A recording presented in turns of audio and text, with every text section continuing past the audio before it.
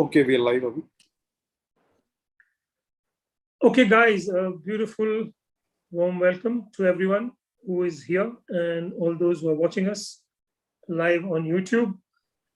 We are very happy to have this open house session today, in which we basically, handle questions that are, directly related to you as a pilot. So this was a shift that we decided to make rather than have our sessions to be passive, where it's just, information coming from one end to the other. We have a more active, more interactive kind of a session. So I'm being supported by Ankush, the other instructor here, and being supported by senior club pilots, Rohit, everyone knows him, and Sajid, of course, everyone knows him, and Venik, who's also here with us. Okay, so we'll begin with the questions that we have received. We will begin answering them.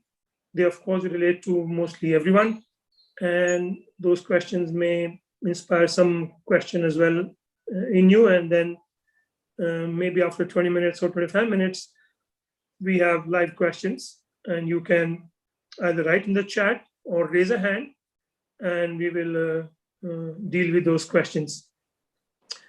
The basic idea is that we are very happy that we are creating an environment for pilots to grow and evolve, and it's a lovely, beautiful platform to become better at what we are doing and safer.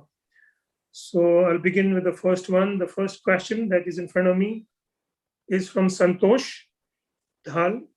I hope you know him. He was in Bangalore, recently shifted to Düsseldorf, and is trying to get his license there.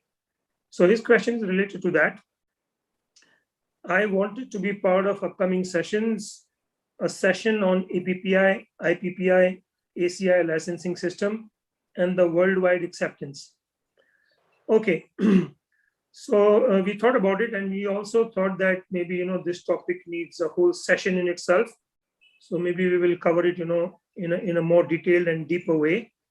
But to briefly touch upon it, this is how it goes, the licensing system. Worldwide, countries which have a lot of pilots and are like first world countries like UK, Europe, US, they have a strong national body, and they have their rating system. So like BHPA is the British Hang Gliding and Paragliding Association. Then USPA is the United States Hang Gliding and Paragliding Association. And FFVL is the French one, and so on. And internationally, FAI is the Federation of Aeronautic International, based in France, which kind of regulates aerosports worldwide. Basically focuses on records, etc., and has a rating system as well, which kind of is a model for associations worldwide to follow. Now, this rating system is called IPPI. Okay, FAI, IPPI, designed by the Civil. It is called the International Pilot Proficiency Identification. IPPI, it's a card that you get. So International Pilot Proficiency Identification Card, which allows you to fly in any of the countries. It's an international system, you can say. So it goes with your national card. So if I am in UK, I have a BHP card, but I also have IPPI card, which allows me to fly in France, in New Zealand, in Australia, wherever. Okay, so IPPI is the international identification card. In countries where the association has not matured to a level where they have their proper rating system and have enough instructors to run that system with exams and everything, there is an option called APPI, which is similar to PADI. If you know PADI, for example, that is a diving association which kind of looks after the diving certification and rating worldwide. So APPI is based on that model. APPI is Association of Paragliding Pilots and Instructors. It is based in Switzerland, and APPI is an international body. It is present in about 133 countries, and there are schools in about 60 countries, and there are about 10,000 members. In India, fortunately, recently, APPI has, or the Aero Club of India, which is the, you can say, a semi-government aerosport body, which looks to regulate, aerosports in the country, and also represents FAI in our country. So FAI is the central international body, and it has representatives in every country. So in India, Aero Club of India represents FAI. So if you want your IPPI card, you need to go to Aero Club of India. That means if you want an international license, you need to go to the NAC, National Aero Club of your country, which is Aero Club of India in our country. Okay. In some countries, FAI has agreed to allow APPI to issue IPPI cards if the NAC of that country has an agreement with FAI and APPI. Okay, so I was involved in getting this done for UAE, the 7 countries in UAE, and fortunately we got it done in India as well. So now when you get an APPI license, it will have, it's a 3-in-1 kind of a license, which will have, APPI logo on it. It'll have Aero Club of India, and it'll have FAI IPPI identification. So you have all 3 in one. The older senior pilots, remember, we used to be, we had to go to Aero Club of India. We had to physically present ourselves. It was, a long process, and then we had to physically go again to, pick it up, etc. All that is out. Now you can print your own license, okay, from your home. And this license is not only valid in India, which is APPI's official system in India now. You also get IPPI card on it, and it is, relevant in all the countries around the world.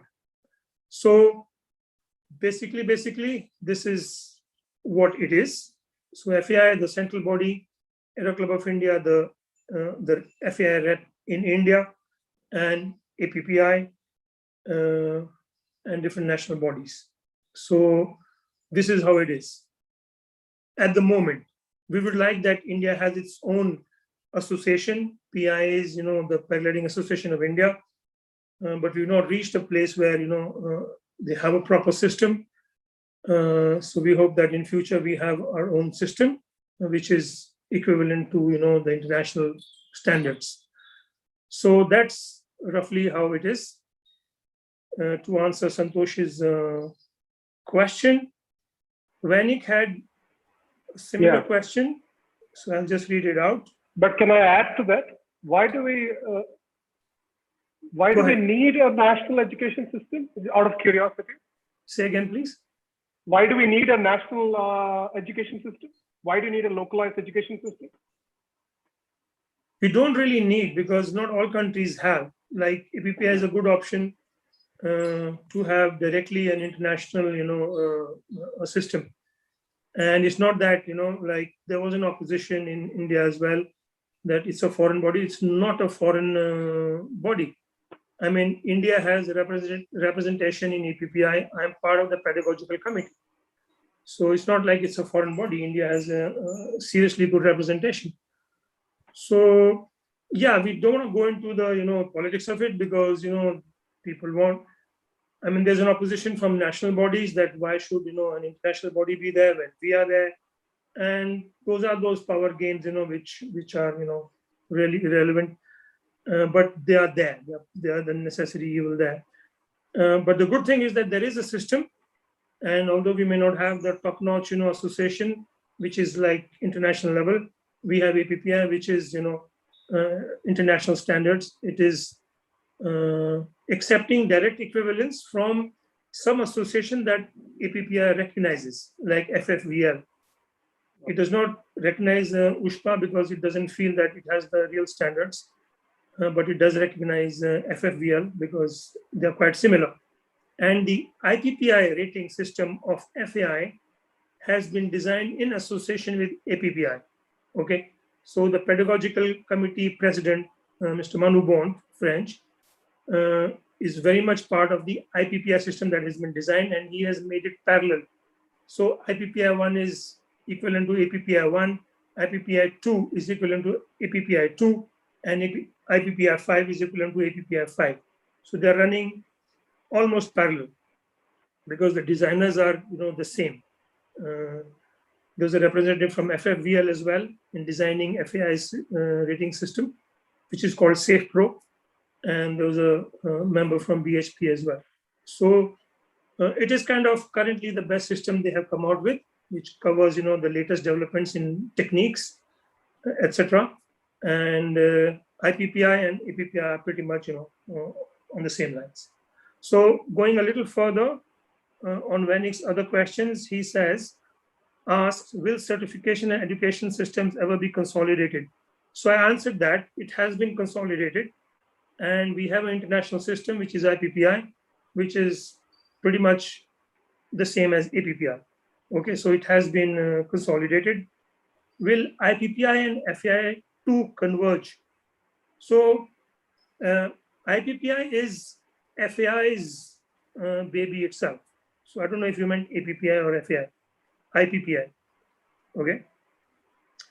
Sorry, what I meant by that question was, in a proficiency system, and if one organization is recognizing another's standards, is there a case where they all converge? And let's forget the names also of the organizations. I'm saying if there are multiple organizations saying that, okay, I respect your proficiency system. So is there a case for all of them to ever come together and say, okay, this is the universal standard for education, and this is the universal standard for anywhere in the world? So IPPI is that system, okay?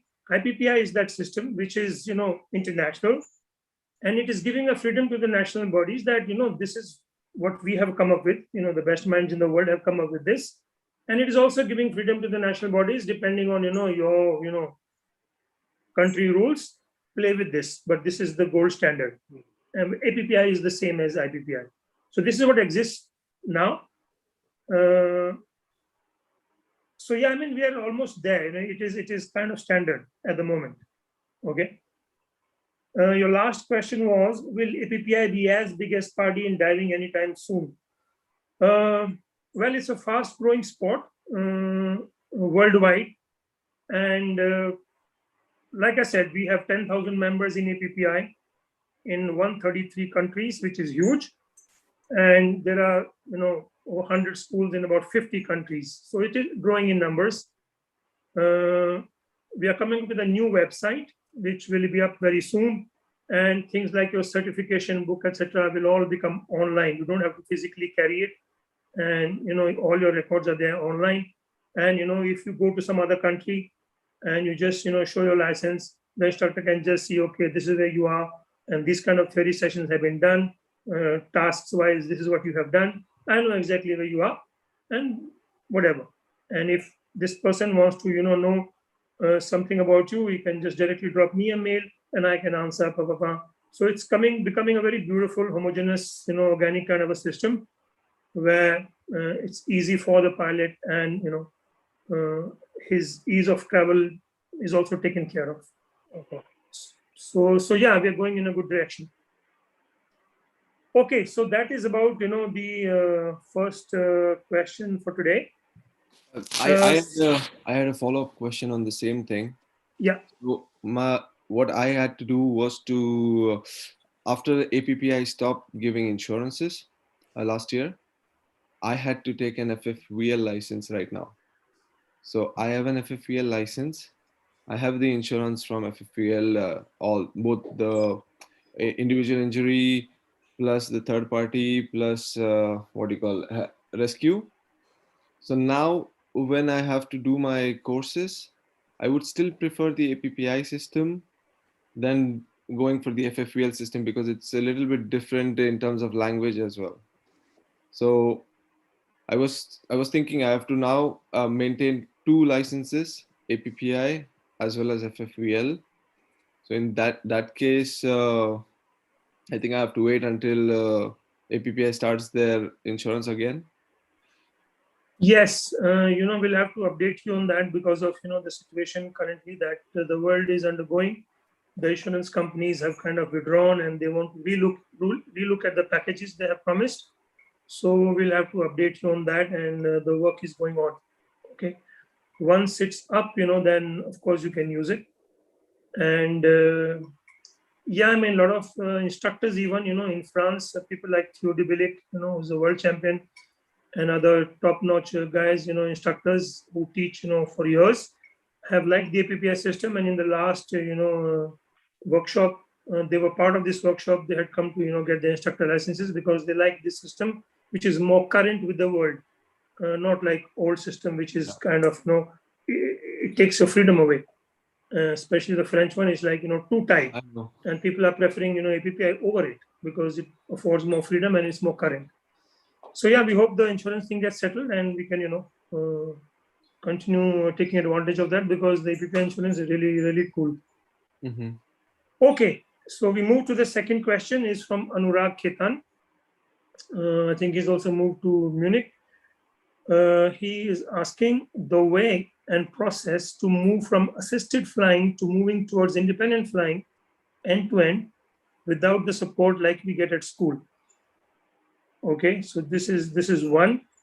I'm going to hand this over to Rohit, who's gone through the process and can share a lot.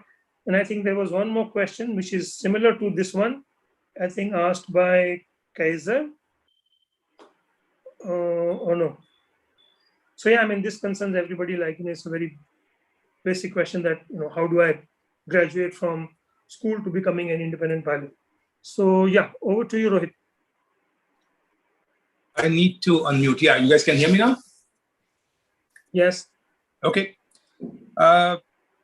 Yeah, I guess this is a very interesting topic, and all around the world, things are done differently. And I would say in India, we still have a lot of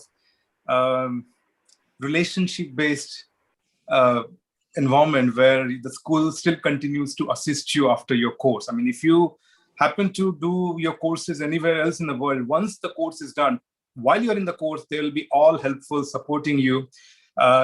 Need as much as help professionally, they'll help you to the end. But the moment the course is done, for various reasons, liability and so on, they would stop assisting you, helping you, or coaching you, because then that puts them in a liability position. So what we have in India is actually much better, but that also creates a problem that our pilot starts depending really a lot on school, even after they finish their courses. I mean, courses are designed, let's say the club pilot level is really what I've seen, the course, the material, number of days, number of hours is really something that will make you independent pilot. But the reality is no amount of course or preparation certification actually makes you an independent pilot. What really helps you is to assimilate the basics and really get mastery over it. And that's when you can actually move to different environment, a new takeoff with some other pilot that you don't know. They're not yet very friendly with you. They can tell you the basic stuff, but they're not going to be babysitting you at all. So what are those things? So you might have started your career, let's say in Kamshet, right?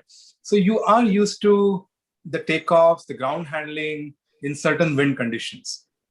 And you reach soon to a point where all your takeoffs are successful. You don't need any assistance. You have been landing safely. Great. And often we think, yeah, now I think I'm ready to start going to different sites and start being on my own. And the first time they, let's say, come to beat, I have seen pilots really struggling with their takeoffs and so on. So very first step for you to become that independent pilot is sort your basic ground handling, takeoffs and landing in different sites, different elevation, different takeoff condition, where the air is so rarefied that your takeoffs and landings are fast. You have very less front wind to take off. You have to do almost front takeoff. So get really proficient with all these conditions, because once those are sorted, then the remaining part is about the new location, understanding the location, understanding the weather condition, what's safe for you, what conditions are something that you can handle safely. There are many things that starts playing a role. And often I think people jump too early before they really work on their basic. They arrive to this new site, and a bunch of us as a club pilot, we see clearly, I mean, looking at the way you picked up your wing, let's say in Panchgani, and you're getting like lifted and dropped, we could clearly see you're not ready for that. All you can say to that pilot, because, as a club pilot, I can just advise you, I can't force you to do anything. So we walk to a person and say that, take it easy, maybe you're not ready yet, work on it and then come back. But take that with humility, that kind of a feedback. So I would say go back to the basics. Go back to the basics and really sharpen them, really be so good at it that then your mind is free to learn new things, new environment, new conditions. And other big part of your shift is also creating your circle of pilots that you fly with. Choose your company wisely. Sometimes some of the companies can be really ground suck. They won't help you to really progress as a pilot. Those things will start playing a role in the whole progression. But again, nobody's going to help you with your basic takeoffs, landings, and stuff that you have to master really well before you start becoming that independent pilot. Anybody else, Savi, you want to add anything there? Yeah, I mean, it's a big topic, Yeah. The beautiful thing about, paragliding is that the buck stops with you. Okay. You can't blame anyone. You're on your own and it is your decision making and you are responsible. And it's saying a lot about the sport. And like Rohit said, number one thing is the launches, because we go on a launch and, we are nervous because, we're not sure because, the environment is new, the terrain looks very new, etc. So ground handling simply on flat ground is not good enough.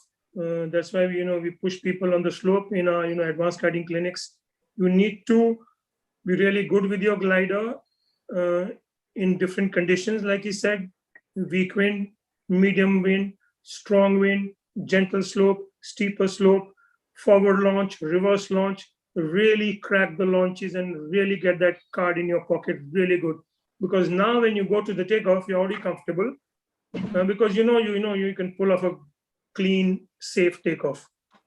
And then now, because you're free, like your mind is free, you can observe and what's happening to the sky, what are the danger areas. You can assess the site very well. You can assess the conditions very well. And you need to be good with your equipment, that time is ripe and you go. So number one priority should be work on your launches, which is ground handling, kiting on slope in different variable conditions. That's the top priority. And take help of your courses that you're going through. I would say you should at least have APPI 4, which has given you enough to do now a good solid foundation and knowledge and skill to go and explore. So I would recommend that. So yeah, I mean, that comes to my mind to share. But it is your decision. You will know, that yes, I look good, I'm feeling confident, I'm prepared, I've done this, and I feel good about doing this on my own. Then go for it. But if you feel, like something is holding you back, that nagging feeling, please pay attention to that. That's your own inborn intelligence that is trying to tell you something. You should listen to that and not be taken away by peer pressure or external factors, which are, abhi haan ye kar raha, main bhi karta hu, arey bahut ho gaya, main bhi karta hu, etc. These are external reasons which are not good reasons. You are the decision maker, and go by your gut feel, see how you feel, and take informed and good decisions. Okay, so if something else comes to anyone's mind, you can just pop it in the chat and we can talk more about this. We'll move ahead with the next question. It's again from Santosh. how to anticipate and stop getting carried away while doing any maneuver. Interesting. He's giving an example. While doing wing over, for example, or any other maneuver, how to manage balance between looking at the wing control and the traffic or surrounding, etc. So I'm going to be asking Sajid to, talk on this a bit. Sajid, are you there? Yeah, can you hear me? Yeah. Okay, thank you, Santosh. That's a very good question, man. And the right person to answer. I don't know about that, but yeah, it's your question touches on a lot of basic things and which are very important for anyone who's doing any maneuvers to know. And this only comes with experience and how proficient you're with that particular maneuver. First of all, if you're doing any maneuver, learning anything, you're doing it over water. You're doing it in Bilaspur, or you're doing it in Turkey, or doing some other place, any part of the world, but you're doing it on water. Now in Turkey also, what happens is if you're doing any maneuver, you need to clear your space around you and vertically below you. So there are a lot of, whenever we start any maneuver over the box, so Turkey has got a lot of boxes, right? You can choose which box you want. You can go closer to the smaller two islands and then do it over there, or near the beach, or not over the beach, but closer to the beach. So what mostly people do is people who are wanting to do a high descent rate maneuver, they want to do closer to the beach because so they get a longer time to do it, and then they have a very shorter time to the beach to fly to the beach. If you're in the middle of the box, you will have to finish your maneuver a little bit earlier so that you have that long glide back to the beach. So your time gets lower. So you can choose that, but you need to clear that. Now, clearing how much you want is dependent upon the kind of maneuver you're doing. If you're doing a wing over, it's a very slow descent rate. But if you're doing a SAT, it's a high descent rate. So you need to know how much lower you are clear. If you're doing a nose down spiral, it's the fastest way down, right? Now, not only are you going to clear your way down vertically, but you also want to clear the way. Once you reach the particular point where you want to exit, you want to have clearance on the horizontal plane also, because in a dynamic exit, you will end up moving sideways. When you exit, you'll not exit to the same place. You could exit at any point, because in a SAT and a spiral, you will probably have some idea. You will see sea and you'll see beach, you'll see and beach, sea and beach, sea and beach. When you see brown part, you try to exit, but you'll end up facing the sea. So you don't know who's around you. So that has happened. This happened to me in Beer. First of all, when you're comfortable over water, then you do it on land. So I was trying a helico on Karthik's glider on Beer landing, above Beer landing, and it was very light and it was not getting into the helico. It was stalling but not getting in.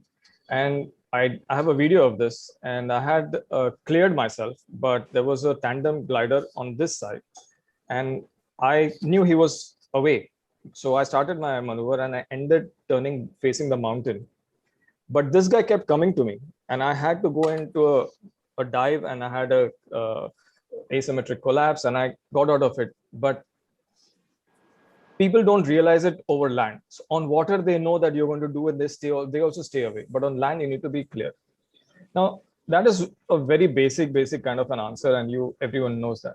But the important part is when you know your maneuver properly, and you're not overthinking and complicating it while doing the maneuver, you have the possibility to look around and take notice of things. For example, you are talking about the wing over maneuver. A lot of people learn it in a sequential way. Okay, I need to do this, then number two, number three, number four, I need to do this. But if you learn it in a different way, and that leaves your mind free, if you understand the basics, your mind is freer to do other things. For example, if you relook at wing over as a maneuver which is a play between two energies. One is the energy of the wing diving, and the other one is you're transferring that energy into gravity, and the gravity is given by you. Okay, currently what we do is outside weight shift, outside brake, down, wait, check first, and then wait, and then come out, then inside brake and outside brake. So there's a lot of steps involved. But if you look at it this way, that you get the glider into a dive, okay? You get the glider, you build it, obviously, you build it and you get it into a dive. Your job here is to stop the glider by checking, okay? Now this energy of the dive is now transferred to you as a gravity. All that you need to do is just exist. Gravity is going to take over and pull you down, okay? As it's pulling you down, before you reach the 6 o'clock position, you transfer the gravity energy that's been built up back into the wing energy, and you just point the glider on this direction. That's all you need to do. And you stop it here. Again, the energy from here will take over to gravity. You will fall under the wing, and you just, before you reach the 6 o'clock position, you point the wing this direction and stop it. So there are only two things happening here. You're transferring the energy from the wing energy and letting the gravity do its job. There's nothing you can do except fall underneath.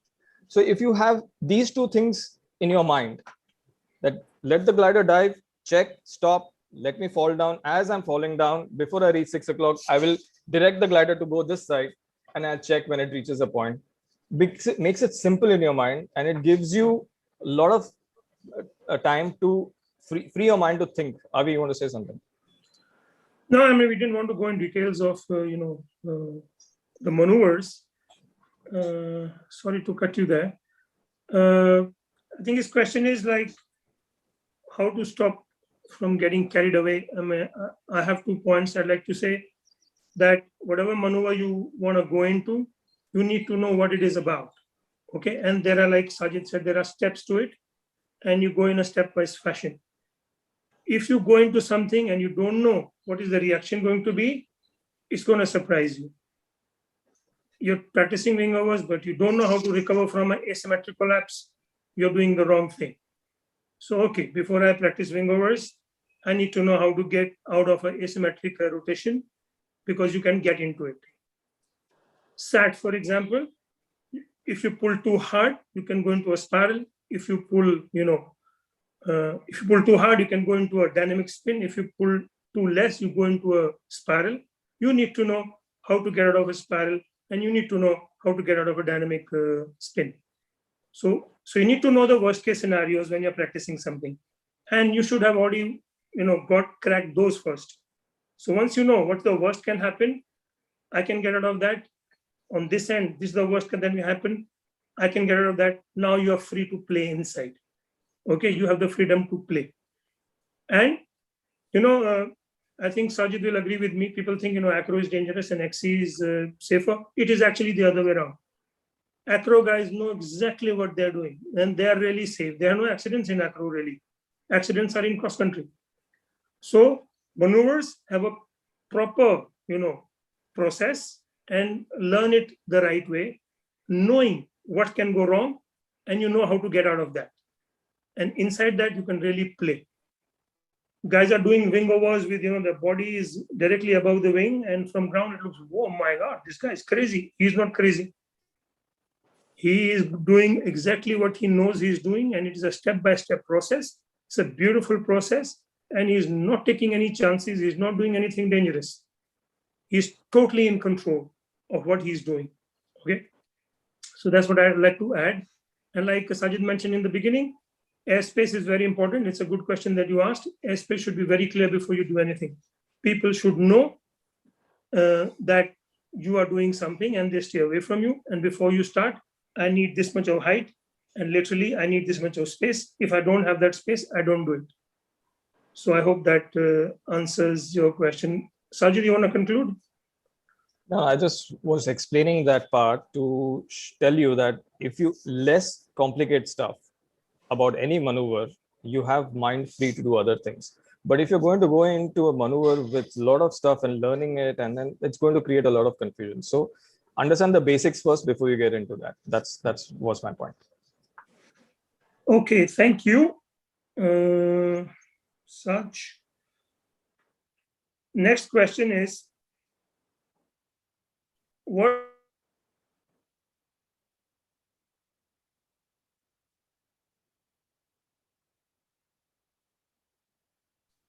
I guess we lost Abhi.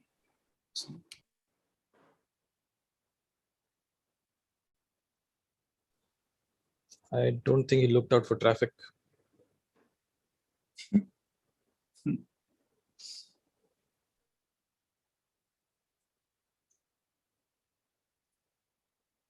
Maybe Ninad, you can take over to read the question. Yeah, I'm just going through the questions. Okay, next question was from Ankush Manwe. How one should assess himself for changing the wing to next level? Yeah, Rohit, this is for you. Sure.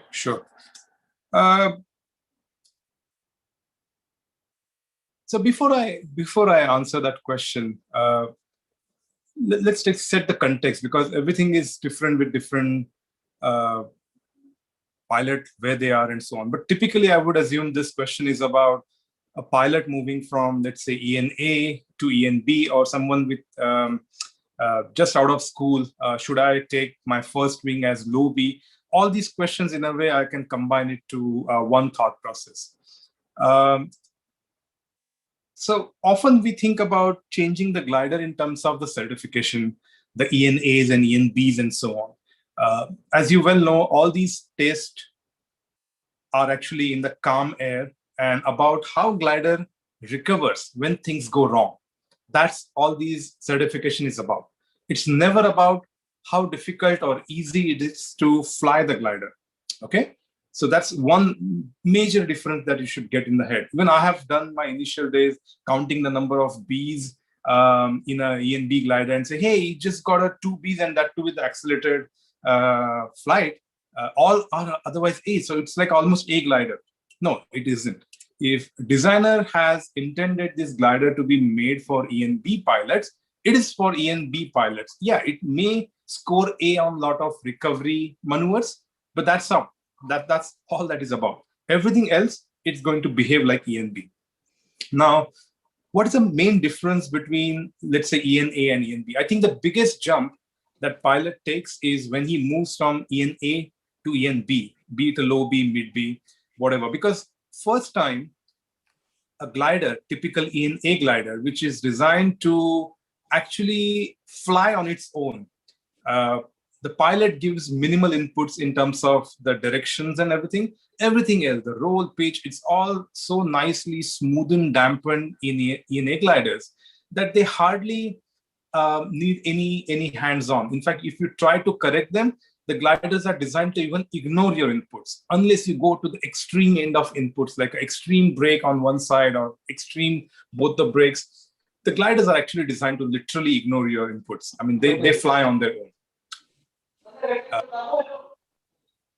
Okay, yeah.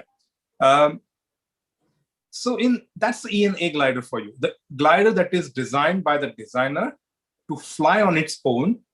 You as a pilot are sitting underneath and just nudging it to the direction that you want to go. That's pretty much the controls you have. Unless you are in a very thermic air and you're super loaded, then that glider can be responsive. Now, when you go to ENB, understand that ENB gliders are this glider, it will now accept your inputs as this is what you want to do. It won't try to impose its own flying characteristic. Take an example, if it senses a lift, it will very well try to get sucked towards it. It won't try to stay stable over your head. And as a pilot, you need to add a little bit brake to keep that surge in check. If you add too much brake quickly, it will happily enter the spin because it's not going to dampen things out for you. So that means you will move from ENA glider, which is self-flying almost, keeping you safe, to ENB glider, which will be almost, I would say, a real craft as a pilot you'll be piloting. But then you need to really be prepared to give the right inputs and at right amount of time inputs. Two things. So when do you know that you're ready to go from ENA to ENB? Of course, my advice, and that's what I have even done, start with the ENAs or extremely simple B, if you can, and get the basics right. Because when you have the basic right, and I think we already talked about how to become independent pilot, your takeoffs, your landings, your ground handling, your all different conditions of thermic air takeoffs, thermic air ground handling, nil wind takeoffs, nil wind landings. All different scenarios are well covered. You have been soaring pretty good for some time. You have a full confidence. You have done your SIVs because SIVs on Bs are much harder than As. So does on all the higher category glider.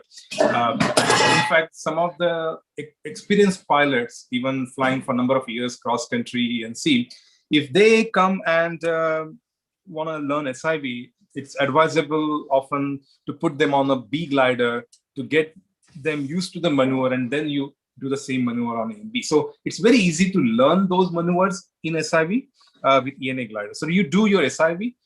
So you will be ready to handle in case things go wrong on ENB, because ENB is not going to be as forgiving as ENA, right? So when you have all these basics in place, I believe you are right to set to move to ENB.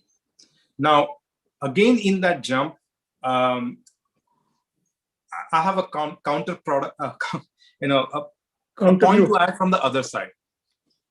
Other side is do not stay too long also on ENA. For example, I believe I have stayed like for 100 hours on ENA. What happens is soon your instincts of actually doing active piloting that I mentioned gets dumbed down because you have been flying such a glider that has been taking care of you for so long, and that can be demerital as well. But yeah, in case you are a pilot, you just want to be happy soaring and you do not want to do much of a thermaling, by all means, you can stay on ENA. You don't need, do not move to another glider because everyone around you is doing that or just cool or whatever. Do it when you are trying to achieve something and the glider is hindering you from achieving that, be it a better thermaling, be it a cross country that you want to do. That's when you really use that glider. If you can achieve everything that you want to do in your flying with a current glider, why even upgrade? I mean, many glider people are happy with their Bs, high Bs. They never go to Cs. Many C guys are not looking for even more, active, high energy and D gliders. So absolutely fine to stay where you are enjoying your flying. Anybody wants to add anything there? Sajid, anything from you? Anik? Yeah, I think Rohit has given a very good idea as to what is A to B, but what is it actually to feel A to B? A to B, when you fly, what is the feeling that you get? The feeling is the energy management. The feeling is the sudden energy that you feel. If you usually are used to turning flat, when you turn, the A glider will turn flat. The moment you get into a B, mid B, high B, the moment you turn, it'll sort of dive and come out of it. So now you need to clear your space when you're turning very tight near terrain or anywhere else. So that management of energy is something that is new from when you shift from A to B. And that also goes into thermaling and other maneuvers. That's my. Okay, what comes to my mind to add is that there are ranges in A as well now, like you have a low A and a high A. There's a whole range in B as well, like a low B, a medium B, and a high B. That's one. Number two, you should have you need to outgrow the A to go to the B. You should have really pushed it to the limits, because it's a very common thing. People jump from A to B and C, like not really getting to know the glider thoroughly and properly. Things are fine, but when things go south, okay, things go really bad, a safer glider will really save you that day, and not something that you are not ready to fly and you've taken it on. So I think it should be a mature decision. We covered this last season as well, how to choose a glider. There are various factors, things like where you are flying, what kind of flying you'll be doing, what is your fitness level, what is your age, etc., etc. Okay, so watch these videos again. That they're on our YouTube channel, how to choose a glider. I think we did 2 sessions, and consider everything, and then go for an informed decision. And always good to consult your mentor or instructor or a friend who flies with you. They know your style, they know your attitude, and they will give a good suggestion. And of course, it's your free will to finally take the final decision. Okay, so we move ahead. If something related to this comes, please feel free to put it in the chat. Next one. I think a similar question was asked by Kesar as well. I hope that got answered. And how much is the difference between different class gliders? Is it marginal or drastic? Oh, it's quite marginal. Okay, if you see the glide difference between A and B, it will be 4 to 6%. It's not big. Okay, so margins are not really big between the gliders. If that is your question. People have done 100 kilometers on E and A, and you can do all acro maneuvers on an A and a B, except the infinity tumbling and one or two more. Otherwise, there's everything you can do on A's and B's. So that's answering Keza, his two questions, and Ankush Mandwe's question has been answered. Okay. Rohit, we'll get back to you with next question from Ankush Mandwe itself, I think. In nil wind landing, what is the exact time for full flare? And that's a very smart, interesting question. I'm sure you've experienced hard landings, and we'll start with Rohit. Go Sure. for it. So let's look at a very simple answer. So Ankush, the simplest answer that I can give will be, look, if you have been landing with a flare, let's say at 4 or 5 feet closer to the ground, you need to at least have the same flare starting early. Early can be, let's say, from 10 feet. And flare speed will also be higher to convert all the energy that you have to the vertical lift, right? Now, this is a very simple answer. And yeah, you try it next time, it will work. But then there are different scenarios when even this will not work. And for that, I'm going to take a little bit of your time, guys. Maybe I'll start with a little story. I mean, 2012, I was in Yelagiri. And while we were landing, there was a huge field down to land. And first day I would come to land with my ENA glider 2 years into the flying, perfectly comfortable with my landings. I have never had like a crashing landings. I would come for a landing with a little bit of a, pressure on my brake, and I flare and nothing. I'm just plummeting to the ground. Okay, I just realized maybe I didn't have my hands up properly. One of the things that you need to ensure for that nil wind landing is come with the complete hands up, and from, let's say, 10 feet, you flare. Next time I decided, fine, at 10 feet, my hand was completely up. I was ready to flare. But as I came to 10 feet, again, I just plummeted to the ground. I hit the ground again hard. And I couldn't understand what's going on. And I saw even one of the senior pilot doing the same in front of me. So that got me thinking, what's this really? I mean, the how part is really important. And just bear with me for a little bit of a theory here. When you come for landing, what happens here, right? You're landing. What's a landing?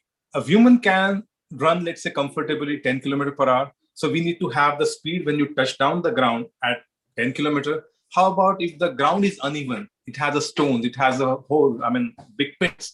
You can't even run at 10 kilometers per hour. That means you need to really have your forward speed reduced to 6-7 kilometers per hour to safely touch down. But that's not the only variable. Other variable is when you touch the ground, your descent rate has to be, let's say, 1 meter, 1.5 meters per second, 3 to 4 feet jumping from the air, let's say. That's a safe, right? If you are, let's say, typically a camshaft pilot, even if you glide to the ground, your descent rate for E and A and B is like a 1.2 meters per second, very safe. So all you have to do is just reduce your speed with the brake flare and you land safely because your descent is already safe, right? But there are different situations where your descent can be much higher than that glider standard 1.2 meters per second. Why? The Yelagiri case that I explained is actually a wind gradient. That landing is actually in a bowl. So when I enter that air mass in the landing area, suddenly the air texture changes. And due to that, my glider is trying to actually dive towards the ground. And when it's diving towards the ground, its descent rate is suddenly 2 to 3 meters per second. And then no matter what I do, I try to reduce the speed. My speed will reduce, but I will not be able to convert the energy at which I'm coming to the ground into a slow descent. Now I introduced a new term for you guys, energy management. So in paragliding, as you know, we don't have any motor, right? So what we can only do is convert one energy form to another. Sajid explained that a bit. So what we can do is we can use the energy in our glider as we are gliding. And with that speed, that's why I asked you guys to stay hands up. As you come fast, you have certain energy in the glider. And as you flare, that energy will get converted, the speed will get converted to almost a slow parallel flying or even climb out, and you will be able to land safely.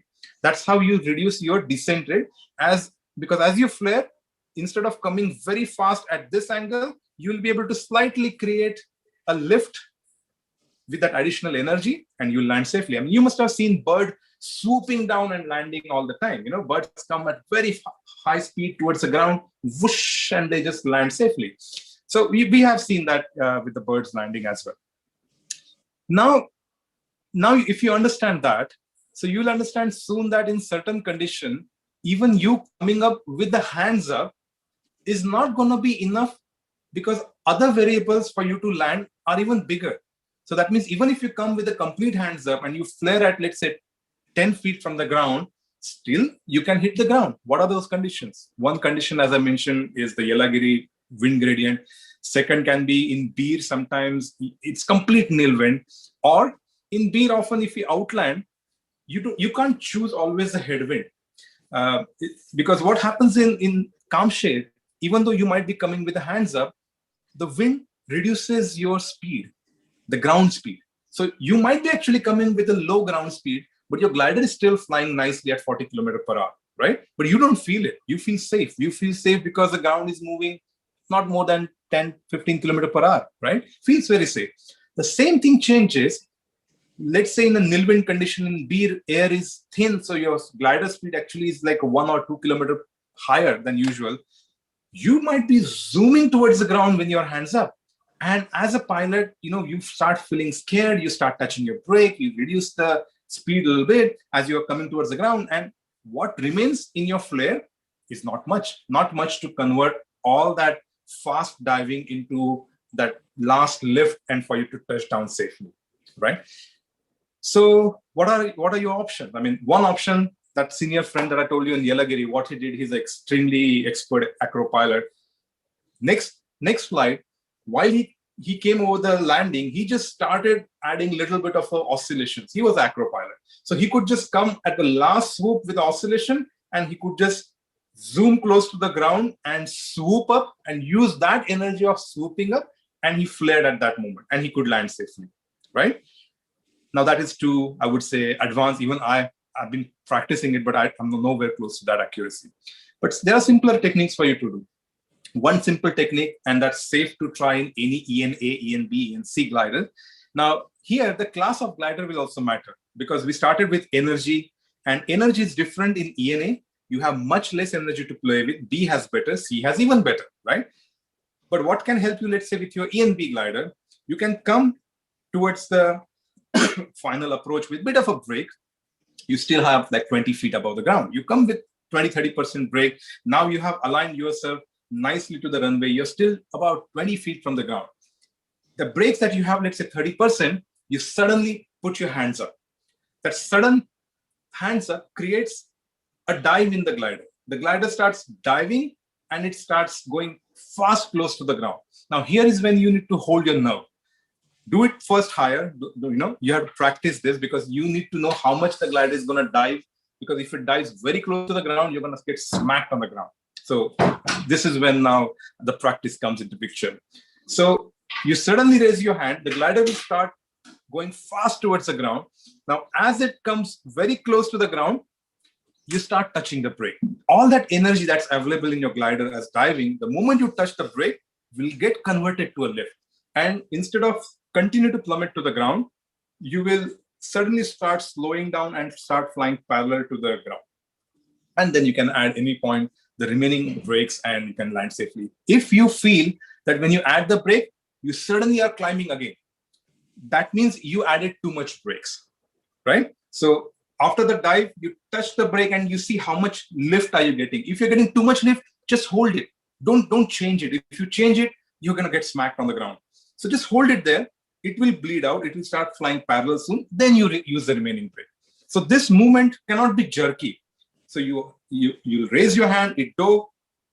Once close to the ground, you touch the brake, trying to see how much is getting converted. If you feel it's not converting enough to the lift, you start adding more and all the way down to your full flight. It's complicated. It takes time to practice, and you have to practice it because there are situations you can't avoid landing in a nil or crosswinds. And those are the preparations that you need to do to fly in a cross-country areas, beer and so on, where if you outland, the best and safest landing is actually to land crosswind, because in beer, there are these terraces which are like, parallel to each other. And if you try to land in the wind, you might be on the slope, and depending on your glider, you might just continue flying infinitely, and there might be a wire or something later that you will get, stuck at. So it's better to land crosswind in beer along the field. For sure, it's flat. So, and the length as well. So you purposely not land in the wind in such scenario. And the only way to do that safely is to have this energy, higher energy created. And using this energy, you convert that energy to nice touchdown. Now, how to create the energy? We talked about that wing over-like approach. We talked about the last minute dive. There are one more technique that I have been practicing, the speed bar landing. The speed bar also adds more energy by adding bars. So you're coming towards the ground much faster than usual. All these are progression. First you get the basic simple nil wind landing, which is nothing but hands up, use the energy. At some point in time, that energy, if it's not sufficient, you can start practicing for different maneuvers. These are really the tools that you need to sharpen in your box and use them right at different situations. What makes it easier is different class of glider. The stuff that I mentioned, ENA gliders don't really dive. They don't really, because they are designed safe, right? So they're not going to really go very fast. They'll stick to their basic speed. Bs can do. Cs have even higher energy, so they even assist you better doing this sort of stuff. So long-winded answer, but the simplest answer is at your, let's say ENA, ENB, your safe bet is to come with the complete hands up close to the ground. And as you come about 5 to 7 feet, start applying the full flare. Okay. Anyone wants to add? Okay, I think that's quite detailed. Couple of things that come to my mind to add is, number one, make sure that your feet are down and that you're ready to run, because you may not be able to bleed off all the energy, and you got that sorted. Number two, you have to start thinking now as you progress in terms of speed and energy. So what he's trying to say, like ENA glider, you come down and there's no wind to oppose, to use the brake, and there's no juice or just no purchase in the brakes to slow you down. So there's no energy. So that is why we are getting speed. So we get the speed so that, the brakes are effective, and I'm able to, get some purchase from the brake to be able to, cushion my landing. So you have to start thinking in terms of speed and energy to crack the nil wind landings. Keep your feet down. You may have to land sometime, let us say, downwind as well. Okay. So the thing is that if your feet are down, okay, and as you are coming and you're trying to fly this parallel, trying to fly parallel to the ground, if you can just touch one foot and then next foot, and you are, running, every foot you touch is reducing the load on the glider. And as you remove the load on the glider, the speed is also going. Imagine like the glider is flying and you remove the weight and it has no speed. So by running, you're reducing the speed of the glider. So be ready with your running and start to think in terms of, speed and energy to understand the timing of the flare. So you come, you apply brakes to fly parallel. Initially, you'll make mistake. It'll be 2, 3, 4 feet, whatever. It's okay. You get better with practice.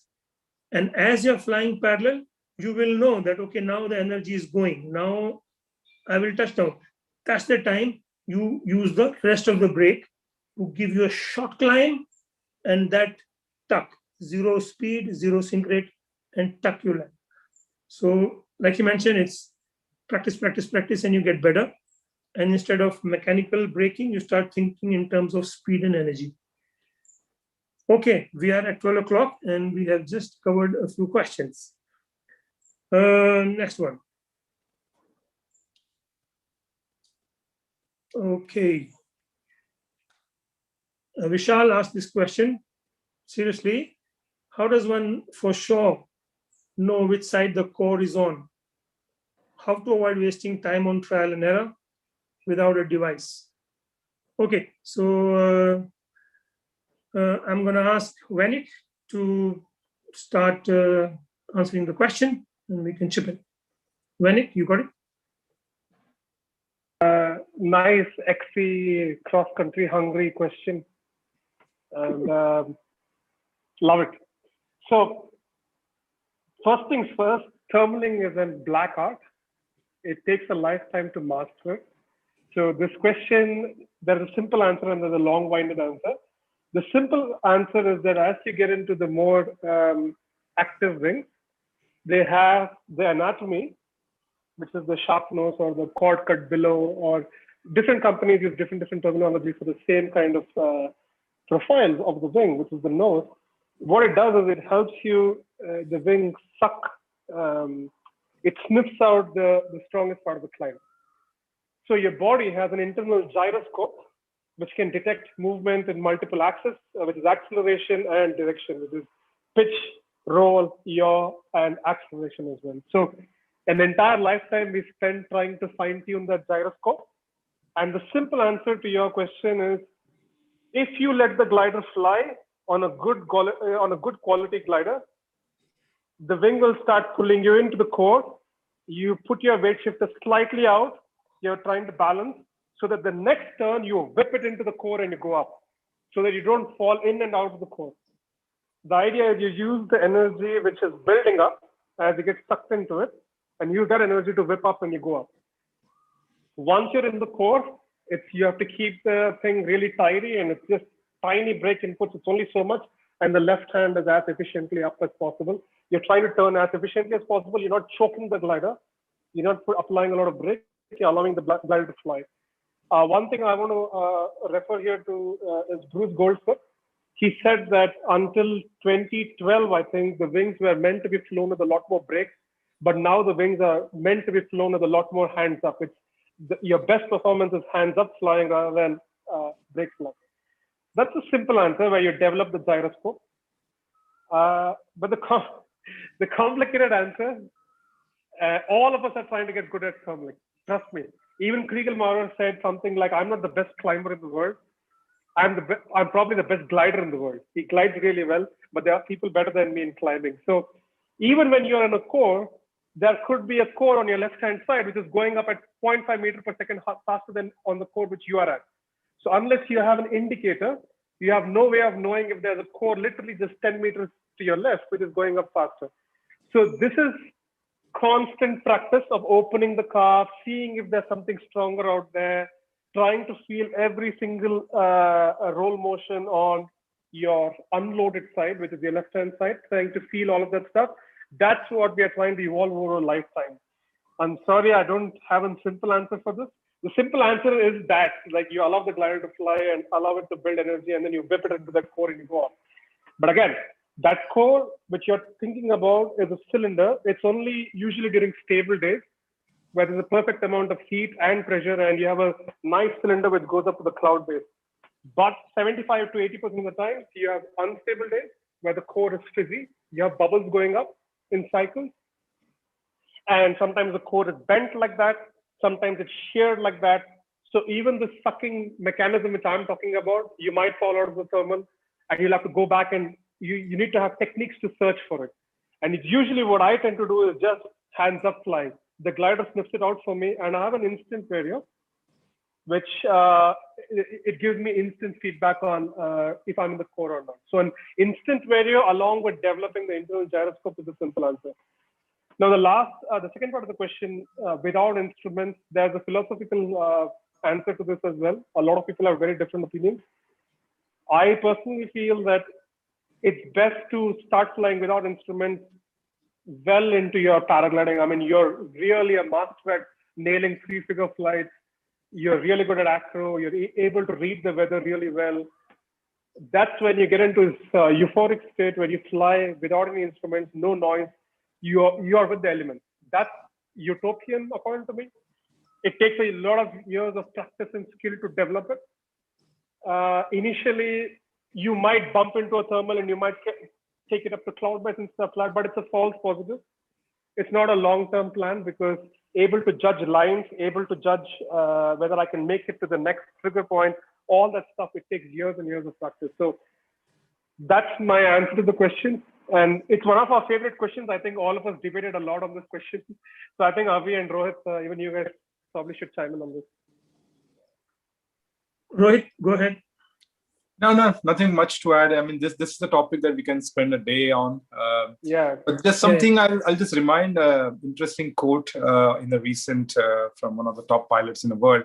You got to be inefficient to fly efficiently. And I'm guilty of not even practicing it enough.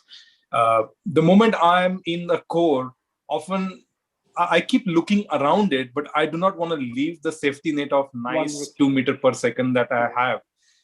So in order to actually find that, as Vanik said, next to you 10 meters, 20 meters, there might be 4 meters per second core.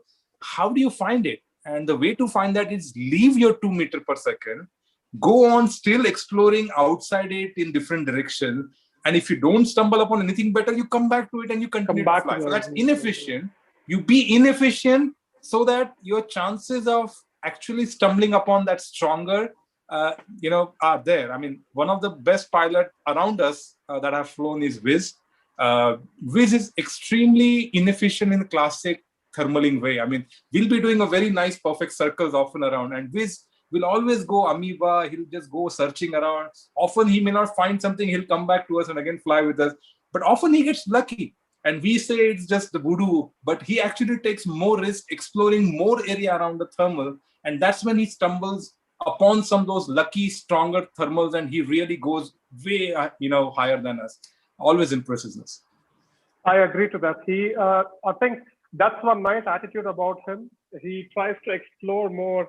He opens his turns. He could be lower in some thermals, no problem. But he has the confidence that he'll catch up with us, even if he's lower, because he knows that there's a core going up over there. I can come into that any point of time. He knows that. So he is actually, you need to have that three-dimensional aspect thinking where, you already have one in the pocket. Okay, now I'm going to explore for something else. If it's not there, I can come back to this, and maybe it is a tiny risk factor. That's a good point which you made there. Okay, to add to that, number one is that the second part of your question, it's a good idea, to put off the Vario sometimes when, you're by yourself and, there's easy lift. It's a good idea to, develop your feel. And it's possible, that you're in some, not a good place and, your Vario conks off, and then you're not totally at sea and you don't know how to react and you're just cursing instead of falling back on your own, feel and instinct to get out of the situation. So it's always a good idea to, whenever you can, to put it off and develop the feel for it. In any case, when you're thermaling, you realize that you get to know the lift, before the Vario tells you. There is a bit of a delay there. So it's always a good idea to try that. Other thing I would like to add to this particular topic is that thermaling is a huge game. And like mentioned before, it's an ongoing and endless learning program. So it's a good idea to have solid foundation. It's a good idea to have a process to build and become good at this.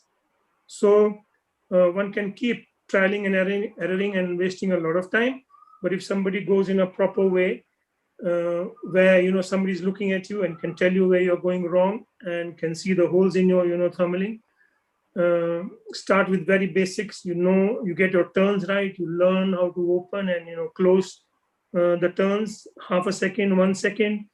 Your turns are really clean. Your active piloting has become a subconscious automatic, and your mind is free to now deal with understanding the thermal and be able to map the thermal and to get the best out of it. So go step by step, build it strongly so that you can then work on the finer things.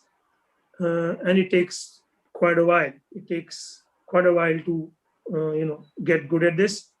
And then, and that builds your confidence for cross-country flying. You know that, if I see a thermal, I can't get out of it.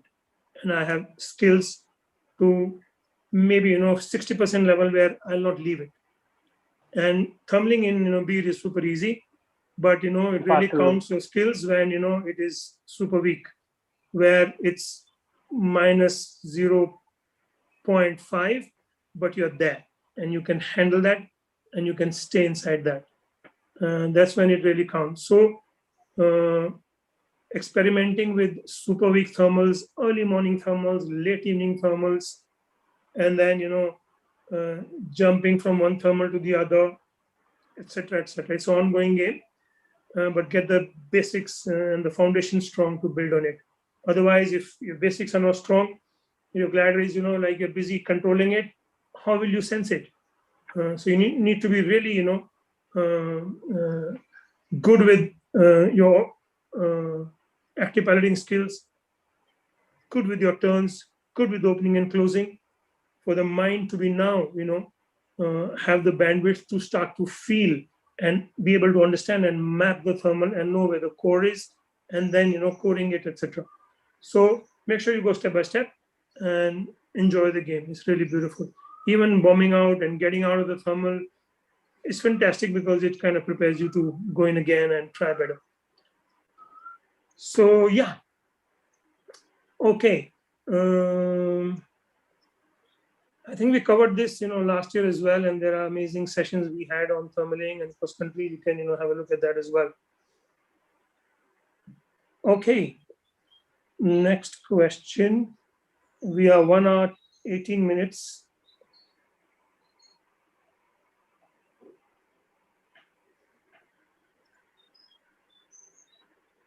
Okay, Vanik, you can take the next one, or Rohit can start.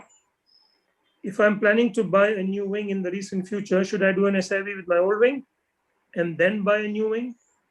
Especially if I'm planning to deploy reserve and land in water. I think Malhar asked this question. So go for it. Quick, sharp. Yeah. Okay. So I did the exact same thing. I had a BGD base with a high B and an ENA with the Bolero. You're not going to get high resale value for your glider. Okay. If you love the sport, understand it, you're going to spend a lot of money. Forget about trying to penny pinch and pussyfooting your expenses. It's going to cost you money. So what you do is you do all the maneuvers on your hot ship, which is accelerated dives and asymmetrics and stuff like that.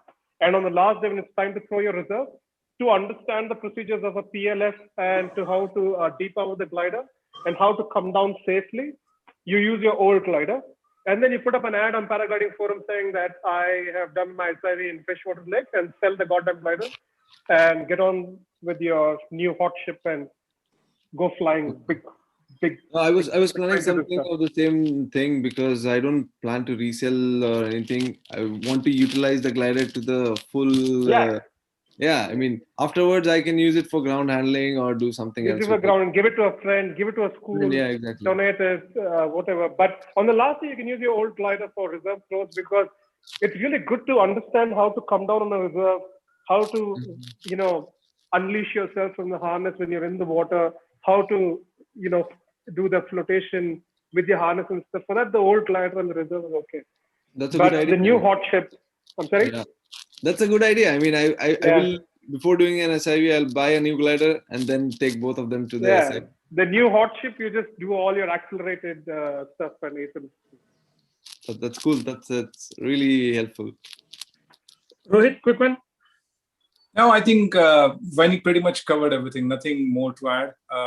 Just that you're talking about ENA, and I'm not sure what you are. If you have never done any SIV and currently you have hot B, my advice will be to do your first SIV on ENA, possibly if you have the earlier wing. I get to know low B right now. Okay. So, like for example, I have done like a few 5, 7, whatever SIVs now, and some high B can really surprise you. they can be even more jumpier than even ENC gliders at times. So my advice is learn the basic on a simpler glider. If you have done one SIV, then don't worry. I mean, then you know the whole sequence, how it feels to fall down. You know, it's already stressful to fall down, you know, in your stall. And when the glider really dives like crazy, you know, in a hot ship, that's another stressful level. So if you have done that one with not much of a dive, you are more confident. And then your brain is still processing it, reacting it. So if it's your first SIV, I'll try to do it on the older glider once. You can always ask the SIV instructor some additional days. After you finish it on the old glider, then you do again, whip out your new glider and do some, at least the main maneuvers without stall or whatever, that's your choice. But, you know, learn step by step. I mean, do not jump on a high glider of your first SIV. It can scare you. And more than scare you, it can discourage you, you know. Okay, noted. Thank you. Yeah, I would support that advice. First SIV should be on a docile kind of a wing. But about SIVs, I think, you know, like people just do one SIV and they think they've done SIV and it doesn't make any sense at all. You know, one SIV is nothing at all. I mean, it is simply just better than doing nothing. Okay. I mean, it's better than nothing. That's all. You should do SIV like every season and even more, you know, like it's not that the, you know, did the exercises in the SIV and now it's over. No, I mean, you should be able to stall and recover by yourself, because if a situation demands, you can get out of it and you should be able to do it. So like Rohit mentioned, one SIV can scare you as well. It is only in the second, third, fourth you really, you know, understand your glider. So that's yeah, it's a little additional tip on that. Okay, next question is an interesting one from Jahan Noble. What is one piece of advice you'd give to your past self when they just began their paragliding journey? Yeah. Okay, so everybody has to kind of say that. I'll invite, you know, like senior people who have experience, what they'd like to, you know, say to this. So let's go. Sajid, are you there? Sajid didn't like this question too much. I don't know why. I think it's really interesting. It's challenging me big time. Okay, Sajid, we start with you. Yeah, I think the only advice that I would give is, the only advice I would give myself is not to stay on the A wing for a longer time. I stayed there for a longer time, and it took me some time to go to a B wing, and I could have done that earlier and done better flying. The A wing, the longer I stayed on the A wing, it actually pulled my flying skills down, and I realized that in B when I couldn't penetrate a thermal. So yeah, that's it. Rohit? One simple piece of advice would have helped was when you have basic skills sorted out, don't wait in your home yard or your day-to-day flying site. Start going to new sites and fly there for a good block of time, like 10, 15 days, because you can keep learning on every day rather than this weekend sort of flying. I know it's difficult for like a family and everything, but still that's what the real learning will happen. So if you can, please do that. Okay. Vanik? Yeah. Run away from ground suck. Be aware of the company which you are in. There are people who talk about paragliding and there are people who fly the paraglider. So please stick to the flyers. Get out of that talking company and just keep flying as much as you can. Keep it. Okay, so I also found this question quite challenging, and I was wondering, nothing was coming yesterday, but today what comes to my mind is that, you know, have fun, you know, have more fun with your flying. I often say this, like, you know, don't fly to be happy, fly because you're happy. You know, it's your expression of life, to celebrate life, fly. I mean, have fun with your flying and fly more. Yeah, so that's what kind of comes to me in this direction. Okay, next one. What can one do in the off season to help with their paragliding skills? Oh, yes, this is an interesting question. And we were thinking about having a whole big session on this, and maybe not just one, maybe more. So I'll just mention a few things that come to mind right away, that what you can do in the off season. Number one is get to know your equipment better. So if you can buy a strap, these are easily available to hang and get into your harness, and get your harness settings perfectly right. You've got to hang it properly, like the risers that you hang, the straps that you use should be going wide a little bit, just like a paraglider, so you get the closest to the reality. And then get comfortable being in the harness. Just sitting in the harness, being in the harness makes you comfortable with the scenario of flying, and you get comfortable with that. You can spend a lot of time with get more comfortable with your weight shift, and spend some time with your harness. If you need to, like pee now, so you got that thing sorted. If you want to talk on the radio, you want to pull out your sandwich now because you start soon doing long flights. So get familiar with this kind of stuff, how to talk on the radio when you're flying, you'll be doing XC flying. So get familiar with things so that they don't add to your nervousness when you're in the air. So that's one. Number two that comes to mind is reserve. You have, time now to get to know your reserve better. So learn how to pack your reserve, there are videos, and get familiar with this, and you will feel confident that I know what's in there. I know it works. I know how to, pack it and how to install it. These are two very different things, and need to do that really well. There can be a situation where, you had a collapse, you were low, and you kind of somehow managed to land somewhere on a mountain, and, and your reserves opened up, or you deployed and landed on the mountain, and there's no help, and you need to pack it, and there is, of course, maybe time to launch again, and it is possible you might need your reserve, and you don't know how to pack it. So it's a good idea to prepare for the extreme scenario that, okay, I can pack this, I can put it, and I can reuse it in the air. So it's a good idea to get familiar with packing if you really have time, how to pack your glider and how to really install it. And then on your harness you can practice. You can't practice enough getting familiar with the handle and throwing it, because it can save precious life-saving seconds. It can make a big difference. So this is what you can do with your time, with your equipment. Number three is the instruments. We did Rohit did a session last season on instruments. We can do some more. We go a little deeper maybe. Get familiar with the instruments. You shouldn't be struggling, to look like, okay, I want to look at this, and you're wasting time, because it should be you look down and you know where to look, and you get the information, and you're looking out again. Because flying also is kind of becoming a little virtual, and pilots are going more and more into the instruments, and it's not even safe also.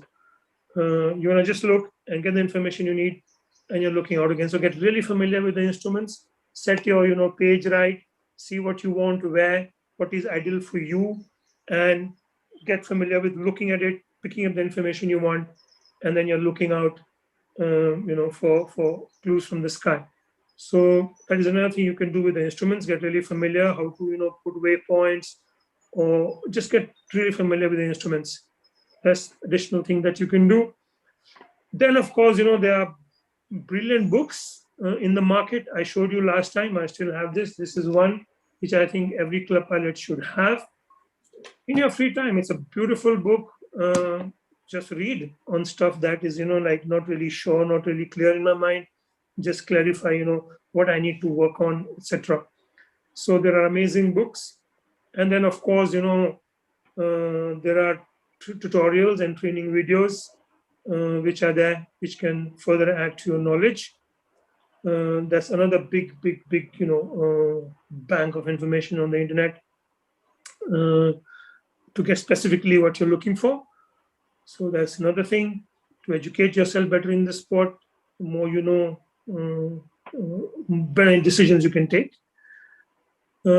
Next is studying the flights. I was talking to Rohit about having a session on teaching everyone how to study flights using Ivory and using XC contest, where you can really see okay, what was the forecast, what was the flight, and get a little idea that, okay, this kind of forecast, this is possible. And you can study flights in different sites and get a real good view of things, to be able to fly in that area. So we're going to work on that and bring those kind of sessions as well. But yes, you can study flights of different pilots as to what they're thinking, what decision they're making. And this kind of analysis really opens your mind and puts you to the next level in terms of going further in the sport. So skill wise, of course, if you have a place and you have a ground and you can take a glider out and do ground handling, of course, I mean, that's best. And there are so many exercises that you can do to up your skills with the glider if you get a chance and you have the opportunity weather-wise to play with your glider. So that's what comes to my mind to share briefly as to what you can do to improve your skill, knowledge, attitude, and approach to the sport. And of course, organizing sessions like this, attending them and asking them things that that you can really clarify and bounce off with others to get a better insight into that. So yeah, that's that. Don't add something, Rohit, Vanik, Sajid, to that? So something that I'll add is many of you have been club pilots for some time now. You may have done your SIVs, you may have done your flying, and I pretty much record most of my flights. I mean, we'll talk about how to do it safely later, but I have the GoPro camera over my head. And I was asked once that, what do you do with all that videos? And I tell them that since I don't get to fly that much, I actually go back, and especially in the rainy days like that, I can revisit my own flights, my own SIV trainings, and your mental, recalling of your memories and your sensation, how you were feeling, with relooking at the videos again on some of the critical points. You may have some collapses or SIV maneuvers. By just remembering them, your memory cells can be again recalled. I mean, just like vaccination, the second shot really gives a memory to your antibodies. The same thing. You relook at some of those stressful moments. Two things happen. One is what was very scary for you, that collapse, when you see that actually in a video, doesn't look that scary. That's one. Second is, by recalling those experiences and how you handle them and where you could have done better, you are training your mind. In fact, I can give an example. If there's some new maneuver that you've been trying to learn, let's say wing over or whatever, you have given the instruction and you have the video of, let's say, someone instructing you.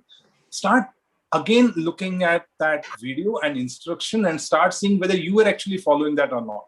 And if you just do the mental simulation of you actually sitting in a harness and doing that as per the instruction, I'm sure you can improve. The next time you actually start flying, you can recall all that and use this time effectively. Yeah, I mean, like as you mature in the sport, analysis, plays a huge role in you developing as a pilot. So this is what we try to do in school as well. We have these long debriefing sessions to prepare you to know how to analyze, self-awareness, self-analysis of your flights, so that once you're independent, that you can really analyze. And that's the key for growth as a pilot. When you're analyzing your flights, you're going over the pain points in a particular flight and how to improve that. So that's really one of the keys to get better. I want to add one slightly off topic thing to this, is that you need to plan your season. If you're planning to fly from, let's say, October to May, and let's say you want to dedicate at least 4 weeks of your time for flying, and if you have a goal of, say, 60 hours or 100 hours, you need to start working backwards. So if I want to be able to thermal and beer in October, then I need to do an SIV in September. Then if my SIV should happen in September, then my takeoffs and launches and landings should be perfect. So I need to start kiting by August. So when you start writing stuff down and you plan an entire season, you'll see that it's a series of steps. It's not like you just pick up your bag and go one day, and then you are scandalized by the air mass and you're scared, and you just wasted your time and money when you go to a place when you're not ready for it. So I feel working backwards. And what I did personally was I did my thermaling with Avi in Panchgani, and I did thermaling in Beer. And I did all my training in 6 months. Like it was SIV, thermaling in Beer, thermaling in Panchgani. Yeah, it was all in a row. And before that, I had gone to Bali. So it all happened in a matter of 5-6 months. I went from like 10 hours or something to like 70 hours or something in like a matter of one season. So when you write stuff down and you plan it that way, you will see that you need to do a series of steps, and you need to be very honest about your time and your money aspect of things. So that's my point too. Okay, thank you, Vanik. That was spot on. There's one more question which I actually don't have the answer at the moment. What's the cost? Muhammad Aslam is asking this. Hi, Aslam. What's the cost and time involved for a beginner to become a tandem pilot? Okay, fantastic question. Please drop me a mail. I will need to do some maths on this and then get back to you. Time-wise, if you have really, like you're free, I mean, I think 2 seasons can take you from beginner to, at least a non-commercial tandem pilot license. So yeah, and cost-wise, APPI 1 to APPI 5. APPI 5 or IPPI 5 is the basic requirement to go commercial. The first course that you do is non-commercial tandem pilot, which some senior club pilots here have done it, and they've got their non-commercial tandem pilot licenses, and that's why they fly their friends. Sajid is one of them, and Rohit and Viz. So I would give it 2 years, maybe, from zero to qualified tandem pilot commercial. Okay, so fine. Nina, if you have some questions, we can address them. Yeah, there is one more from Pratik in the chat. Okay. He says, in case if we have time, okay. Do we have acro sites in India to practice, or is it during SIV season that we can get the taste of it? Okay, so good question. We are very lucky. Tower Hill is a great place to practice acro.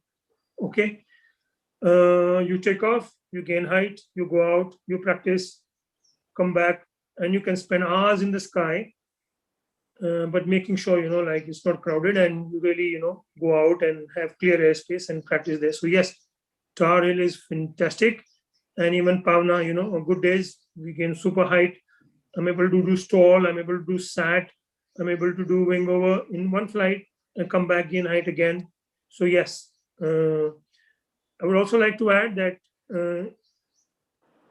B glider is beautiful to do all acro maneuvers. You don't need an acro glider right away.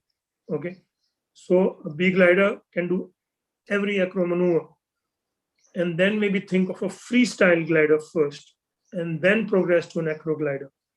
Okay, so yes, Tower Hill is there, and you can practice, but practice what you're comfortable with, and within the limits which I talked about earlier, that you should know that what is the worst that can go wrong. Okay, in a wing over, worst that can go wrong is I get a huge asymmetric and I go into a rotation, but I'm confident how to get out or how to control an asymmetric rotation. So I can practice wing over. I give an example of SAT as well. You pull less, you're getting in the entry, you pull less, you will go into a spiral dive. You pull more, you go into a dynamic spin. I know how to get out of a dynamic spin comfortably. I know how to get out of a spiral comfortably. I can go into SAT.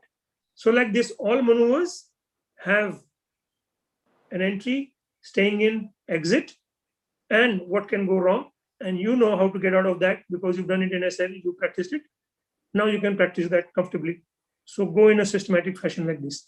And yes, you can practice a lot in Kamshit, a beautiful place to practice acro. Okay. There is one more from Ashish Singh, Avi. Yeah, Ashish. Yeah, I'll read it. I am an APPI 3 pilot, having flown in Beer for 2 seasons. doing courses with TP. Next season, I would like to go to Beer and also try flying independently. I am aware that some club pilots do that and have their friendly groups. If I wish to tag along or join in with some of these folks, what should be my approach? Should I drop a message in club group? I have a flying friends with the community, but this is for the cases when they are not available. Yeah. Okay, so if I'm sure like this question must be there, with many pilots here. So I would say that if you want, an approval that should I go, fly in Panchgani or fly in Beer by myself? Well, if you have APPI 4, it is saying that yes, you can. Okay, which does not mean that that you're not exposed to risk or danger. Okay, but as far as the structure is concerned, internationally, you have done APPI 4, which means you've done a couple of thermaling courses, and at Panchgani and B, yes, please go ahead and explore. And what are your flying hours, Ashish? It's about 35. Yeah. So if you are confident, you've done thermaling courses, so we're going to be there anyway. So go in the right way about it, make sure you do some bit of, refresher training before you go, because you're rusted. We're all rusted. You do some bit of refresher training. I crack my takeoffs. I get confident with my takeoff landings. I also know, having flown in Beer, what are the expectations, what kind of launches there are, what kind of landings there are. So already I have that, back up with me. So yes, please go ahead. Make sure you get your APPI 4. That's number one. Number two, this club is a beautiful club, please write a message. Okay, guys, I'm planning, is anybody there? And guys are really, looking forward to, grouping up, and, it's always a joy to have others, with you. So that is also open. And in October, the school is also there, and you can be, part of our weather briefing or debriefs if you like. We are always open, people who've been with us. Every time we are in Beer and doing our thermaling courses, guys who've done thermaling courses before join us for debriefs, because there's always more to learn. So more than welcome for that, and anybody and everybody will be happy to help you out. That's why we are there, for each other. So I hope I answer your question. Yeah. Thank you. It was more geared towards, of course, having the right skills and right licenses. It was more geared towards, how to join other gangs, which you have no acquaintance with. How do you approach that? Simply dropping them a message, asking them in the group, and, because you have different levels of expertise, and, people want to go other way, people want to do other things. Yeah. So just finding a right match of folks that you can fly with. Yeah, well, it goes like this, okay? That, every pilot, any independent pilot would have a plan, I have a plan for myself. Or, let us say, I fly with, Sajid, and, both of us have a plan today, like, we plan to do something together. And we both might not have, the space for somebody else to kind of, like take on or whatever, because of the difference of level. So in that case, you will develop friends who are your level and who you click with, etc. Otherwise, if you're going independent, okay, like initially, like have plans for yourself. Like, okay, first day I stay, like in the house thermal and +1 and -1, and I just polish my skills of thermaling on the first day. Okay, and of course there are guys, on the takeoff. You say, okay, Vanik is there, and these guys are also there, and I've already connected with them. And you'll have a little chat, before launch. Okay, what do you think of the day? And of course, after the end of the day, you find somebody that'll be more than welcome to welcome you in their group to chat about your flights. Like how did you do? How was your day? What did you do? So all this kind of opens up, to you, and you don't have to really work towards it. You will find your cliques. You will find your, friends, and who you vibe with, and and it happens quite beautifully, organically. And here, like you're getting to know guys already, like this session, for example, you got to know everybody more, and these are guys like who are really open, for any kind of suggestion, guidance, whatever you need. So yeah. So Avi, can I just add a little bit into it? Please, please. Yeah, so it's quite simple, and even I had the same question. I mean, I was flying with a bunch of guys for quite some time. I wanted to go to be not many were traveling. So I asked the same question to Wiz at that time. Hey, how do I go about it? He said, just show up, but ensure that you have the basic skills. Avi mentioned about APPI 4 level. I would add to that your basic takeoffs, landing in a nil wind condition. Once these basic things are all ironed out, your SIV, how to handle when things go rough. Once this is ironed out, then you just have to show up. And pilots are a bunch of hungry people to share their knowledge, you will be tired of people telling you hajar things in, sometimes too much stuff at times. So I don't believe that's a problem. The problem is pilots can't handle taking responsibility of someone. No one is going to babysit day in, day out. No one's going to watch you taking off safely, landing you safely. That's not what pilots going to do there. But every day they'll be talking about the weather, how things look like, what's a safe thing to do. If you ask them, hey, is that a good plan for me to go to, let's say, Red Temple and land? You can all ask hundreds of questions. But keep in mind, joining the group of other pilots doesn't mean they are there to guide you and watch you in the air. That's when, if over the time, you will develop a buddy system. Typically, you'll start hanging out with a pilot of your experience. You both will start timing your takeoffs together, being in radio contact. Most of us who fly in Beam, we create 2-3 groups of different levels, and we fly with the radio contact. Soon you will be part of such radio contact. So you will feel better that people know there have been 4 pilots in this group. They watch for everyone landed safely and so on and so forth. So simple answer, get your basics right and just show up. Everything will fall in place. Thank you.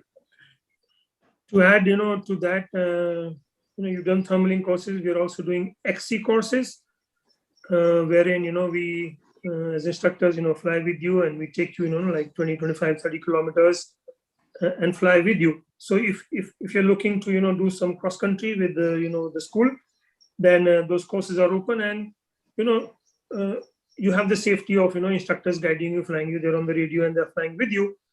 And having done that, you now know, that, okay, I can go and do this by myself now. And you are, independent also, because the joy is also of flying by yourself. That's one of the greatest joys of it, exploring yourself and flying further yourself. Yeah. So yeah, and it's always also a joy, to fly with others. Okay. Nina, do we have more questions? Yeah, one more last one. Joel, would you like to ask your question? Joel Ahmed. Hi, Joel. Hi. I'm audible to you? No. Can you write your question? Now, am I audible to you? Yes, you are. Sir, I would like to understand from you is at the early stage of a progression of a pilot, what are the key signs you look forward or you understand from that a pilot will pursue or he will be good at, and supplement to that when he's like into intermediate or in expertise level, in which category or the sector of our paragliding he should pursue, or I mean, of course, it's a matter of interest also, but looking at the scale and understanding, what are the key points that pilot has to take care of, that, whether he take paragliding as in sports or for an hobby or for any other thing. So what are the key signs you look forward at the early stage, and when the pilot is in intermediate stage, sector should choose apart from his sports? Okay, I missed the last part because it started going a little disruptive. But I understand your question, I think. I'll just repeat. You want to ask, like, what are the signs where, Right, sir. where you come to know whether, this sport is meant for me, and should I take XC, acro, or should I go professional or not? So, I mean, like it's really a free will choice, I think anybody who is interested in the sport and loves it and wants to go like, the whole hog and make it a profession should go for it and make it a vocation. So if you're loving it, I think the measure is, do you enjoy this? Okay. And if you're enjoying it, like for me, for example, I couldn't think of doing anything else. I could have become an airline pilot because I had the aviation background, but it didn't interest me. I mean, only flying interested me. So it was very clear that nothing else interested me. And that's why I kind of continued in this. So as you progress, like you start your, P1, you do a 10-day, you do a 20-day, you do more flying, and still, like, whoa, wow, oh, wow, oh my God, wow. It's you're finding it interesting. Of course, there will be challenges and some not so great flights, maybe an accident, but you still want to fly. Okay. So I think it really is very personal, number one. And, a measure is, are you enjoying it? And if you are, then just go in any direction you like. You want to become a paragliding guide, you want to become an instructor, you want to become a tandem pilot, you want to become an acro dude, you want to go become a cross-country crack. See what kind of clicks with you more. And so, yeah, I mean, stay open because you might feel different about it, like after some time. So I generally don't come to conclusions very fast because, things are changing. It's a dynamic life. Tomorrow you may feel very differently. So for today, for now, this is feeling good and I'm doing it. Tomorrow, maybe I stop, maybe I don't know. So I don't know if I've satisfactorily answered your question, but if you on the first part, as an at the early stage of pilot, what are the key signs to look forward to? I mean, a pilot has a good attitude. These are good attributes. Or this pilot having special this attributes. okay. He is like, he'll pursue this thing in future. What are those signs that you look forward to? So one is enthusiasm. One is enthusiasm. The way how earnest and enthusiastic a person is a sign that this guy will continue and go long or not. Okay. So I think first thing is the enthusiasm and the earnestness of a particular person. So that's a clear giveaway whether this guy will continue and go long or not. Number one. Number two, other signs are like this guy is really humble and respectful to nature. He's humble to learn, respectful to instructors to learn and get as much knowledge. So yes, not carrying unnecessary baggage and not carrying unnecessary fears. And these are some of the signs that show that this person will continue and go for long term. But top of the list is interest, enthusiasm, earnestness, and then humility and respect. The humility to learn, respect of the dangers and the risks that this sport has, and is kind of tuning in quite early to the discipline that this sport demands. Humble enough to listen to criticism and always wanting to improve, not really satisfied all the time, easily wants to learn more. If you want to stay safe in the sport, keep learning. If you stop learning, accident will happen. Okay, so make sure that you're learning and growing. You're learning and growing. KK mentioned about the flow chart, your skill, knowledge, attitude, and the challenge. So make sure you're challenging yourself, but not too much. Just enough that it's enjoyable. It's a flow. And I think that's why people love paragliding, because once you get airborne, there is a bit of a challenge there anyway. And you like that. And so go with this very balanced kind of approach where you're continuing to learn and you're continuing to challenge yourself. Something new, something extra. It could be changing a glider. It could be flying a new place, trying a new skill, trying a new maneuver. So like this, you've got to keep growing and stay fresh and, have that learning attitude. So yeah, when we see that, we know that, okay, this person is evolved enough to go further in the sport. Is that okay, Joel? Thank you very much, sir. Okay. You are somebody who will continue, I know. Okay. So I think I just 2 want to hours. make one remark. Yeah. I just want one tiny remark. I think Sajid needs to put up that video where he's evading the tandem. I think it's an excellent learning video because that evasive maneuver, which he's talking about in the first part of the call, you will need it throughout your paragliding life.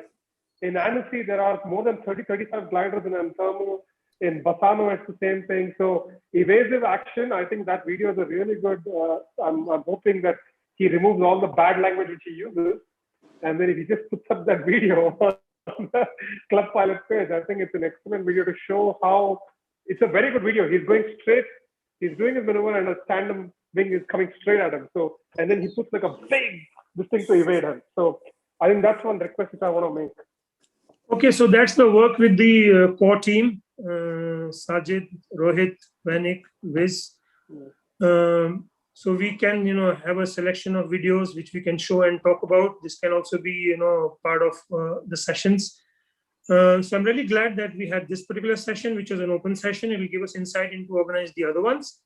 And we were thinking that, we'll have sessions which will be like we select a topic, which interests everybody. Maybe even a maneuver, let us say just wing over.